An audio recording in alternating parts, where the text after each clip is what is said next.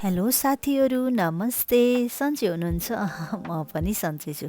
आज मैले अचारको रेसिपी लिएर आएकी छु। खानामा अचार मन नपर्ने त सायदै कोही होला साथीहरू। सबैलाई खानामा अचार मनपर्छ, त्यसैले मैले आज अचारको रेसिपी लिएर आएकी छु। आज मैले मुला र काउलीको डाँठको अचार बनाउँदैछु साथीहरू, र मैले रातो मुला लिएको छु। सबभन्दा पहिला मुला र काउलीको डाँठलाई काटेर एक दिनभरि घाममा ओइलाउन छोडिदिनुपर्छ। साथीहरू, हिजो मैले काटेको मुला र काउलीको डाँठ अचार बनाउनको लागि रेडी भइसकेको छ।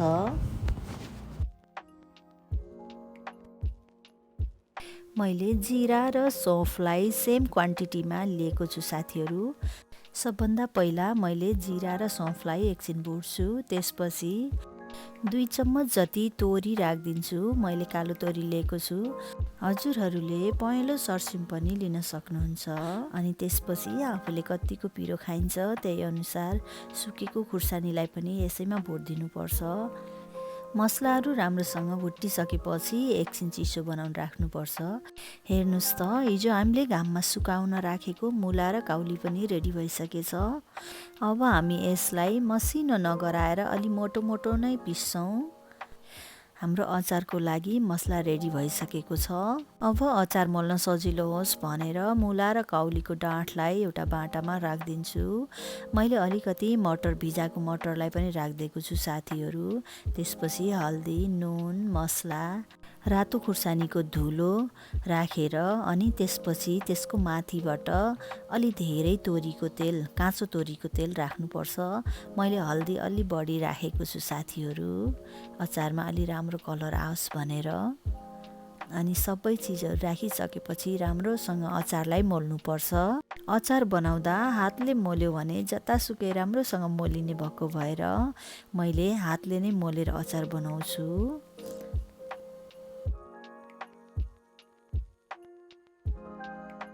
हाम्रो अचार राम्रोसँग मोलिसकेको छ।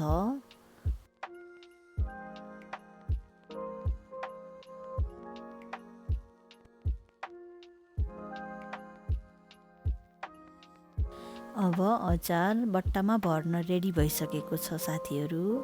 हजुरहरूले सकेसम्म यसलाई सिसाको बट्टामा राख्नुभयो भने एकदमै राम्रो हुन्छ। यसरी बनाएको अचार महिनौसम्म खान सकिन्छ।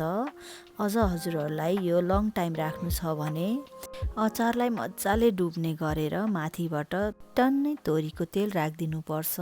यसो गर्यो भने अचार वर्षौँसम्म पनि केही नहुने हुन्छ।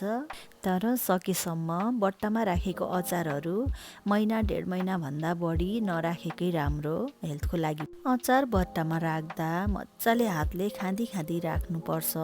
यसरी राखेको अचार छिट्टै अमिलो हुन्छ अनि छिट्टै खानको लागि रेडी हुन्छ।